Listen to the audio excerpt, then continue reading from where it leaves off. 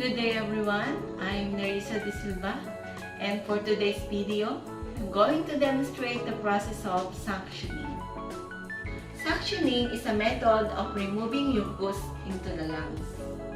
Its purpose is to seek out secretions. When should you do suctioning to the patient? If the patient has rattling sound heard, mucus bubbles up in the throat, when you feel vibration on chest, and if the patient is hard to breathe. There are several types of suctioning, so I'm going to demonstrate to you each type by starting with a oropharyngeal suctioning.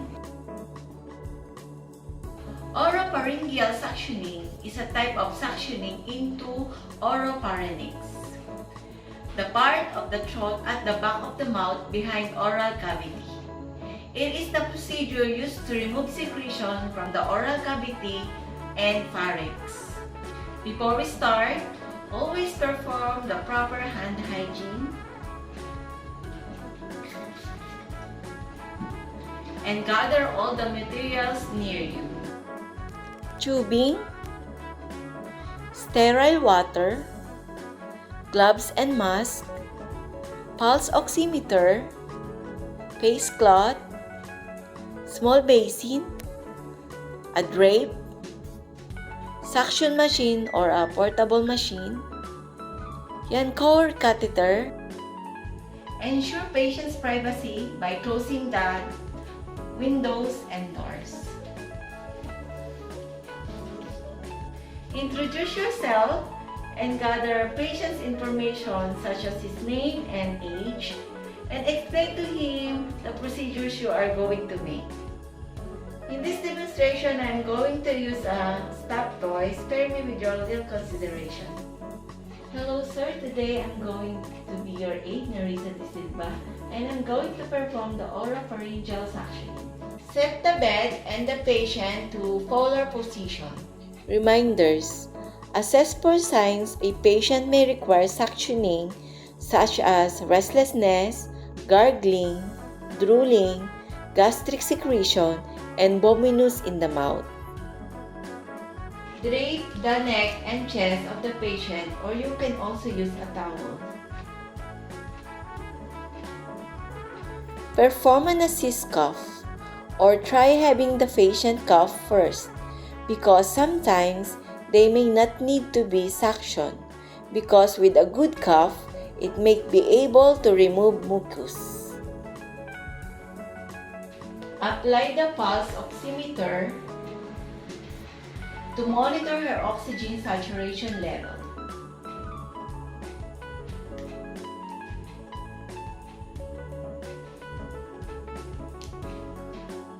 And now we can start the procedure. Again, wash your hands, or you can also use a gloves. Fill the basin with about 100 milliliter of sterile water.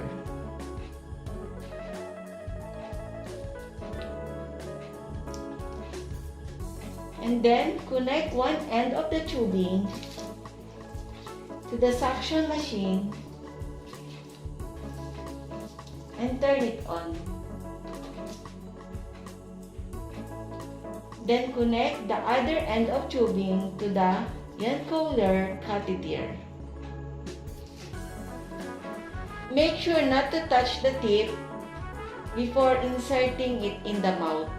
Verify that the suction mechanism is working properly by suctioning a small amount of sterile water from the basin. If the patient has an oxygen mask, remove it and keep it near in his face. If he has nasal cannula, leave it in place. So start suctioning his mouth by inserting the Yankauer catheter into his mouth, moving along the gum line.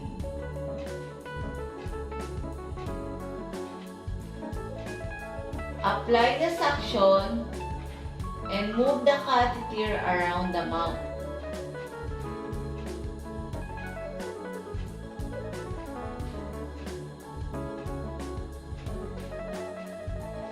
until all secretion has been clear.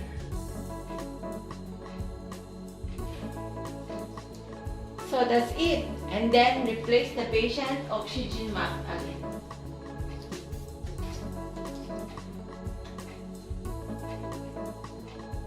Now suction water through the catheter or rinse it until the connecting tubing has been clear of secretion. Turn off the suction machine and repeat the suction procedure if necessary. Cut the patient's face with a towel if needed.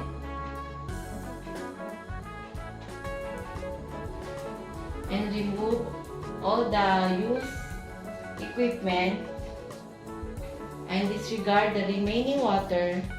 Throw all the disposable material used.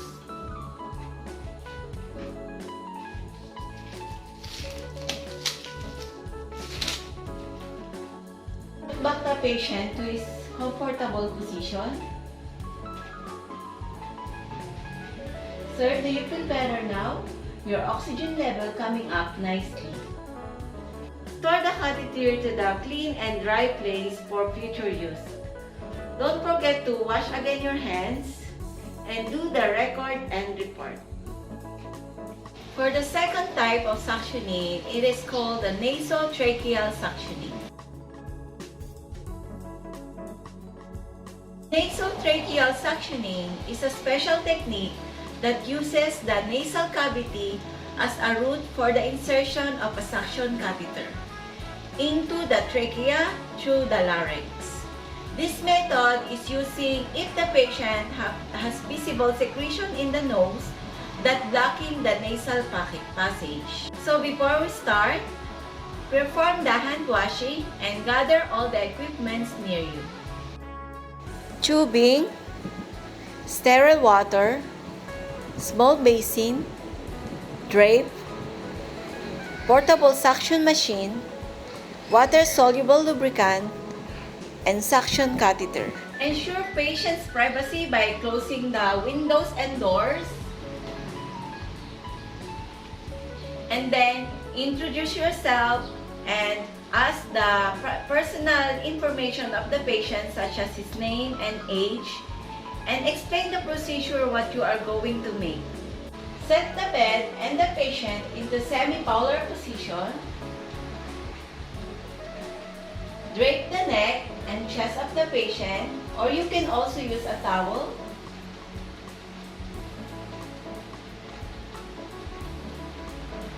Apply the pulse oximeter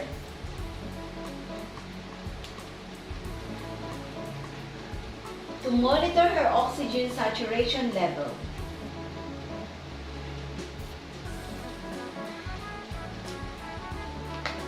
We can start by connecting one end of the tubing to the suction machine.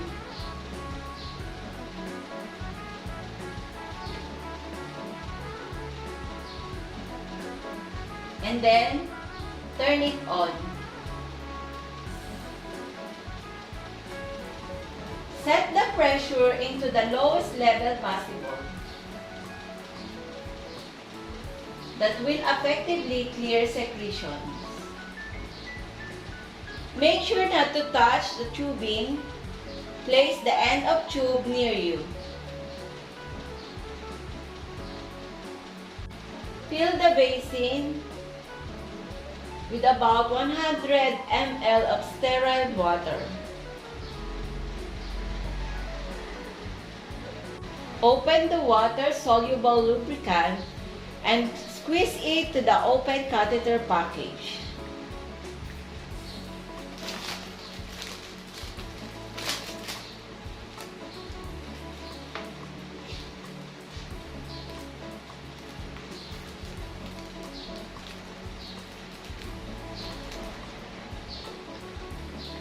Put on your gloves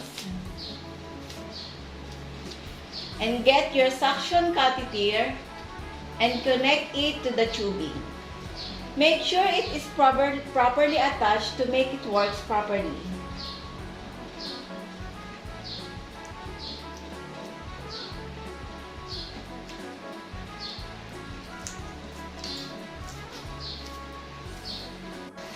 and then increase the patient's prescribed oxygen flow rate.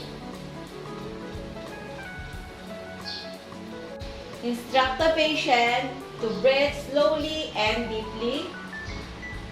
Measure the catheter from tip of the nose to earlobe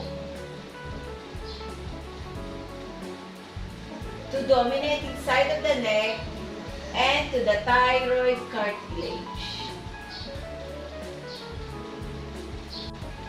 Lightly coat 6 to 8 cm in the end of the catheter with the lubricant solution.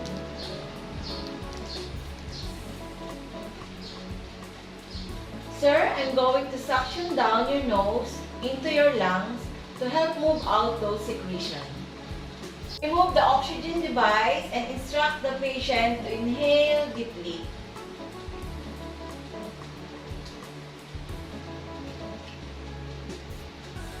Use your dominant hand with your thumb and forefingers to insert the catheter gently but quickly into one of his nostrils as he inhales. Make sure the catheter is not bent. Continue inserting the catheter downwards slightly.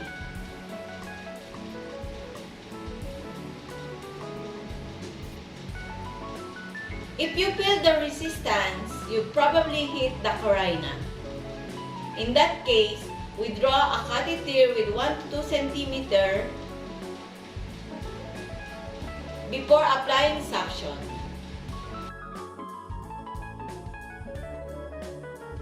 Nasopharyngeal suctioning is cleaning of secretion from the nasopharynx through the application of negative pressure. Nasopharynx is the top part of the throat, a muscular box-shaped passageway behind the nose. The procedure is almost the same as nasotracheal suctioning. It's just that the depth must be from the tip of the nose until to the tip of the earlobe. In some instances, turning the patient's head can help you suction more effectively. Turning it to the right will help you reach the left main stem bronchus. And turning it to the left will help you reach the right main stem bronchus. Continue suctioning for 15 seconds or less, and then slowly withdraw the catheter as you roll it back and forth with your dominant hands. Encourage the patient to cough and replace his oxygen device and instruct him to inhale deeply. Assess for the need to repeat the procedure, but don't form more than 2 passages and allow adequate time to do it again. Rinse the catheter and the connecting tube until it's clear from the secretion, and detach the catheter from the tubing.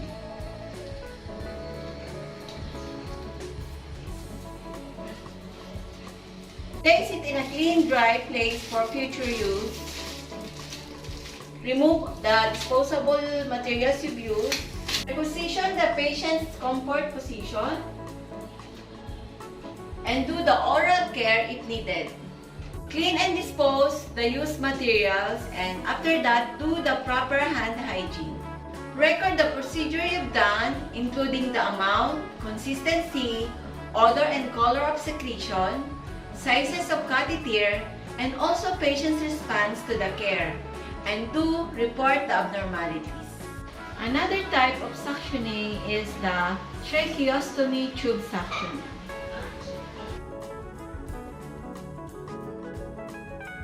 Tracheostomy tube suctioning is an opening created at the front of the neck. Only suction the patient when it's needed. You can suction by feeling his chest. It may be rumbling, gurgling, or wheezing as they breathe. Again, before you start the procedure, wash your hands properly and set up all the materials near you. You can begin by connecting the tubing into suction aspiration machine and then turn it on.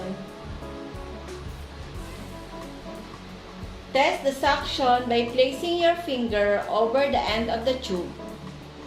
You should feel suction. Pour distilled water in the basin and wear your gloves. Connect the suction catheter into the tubing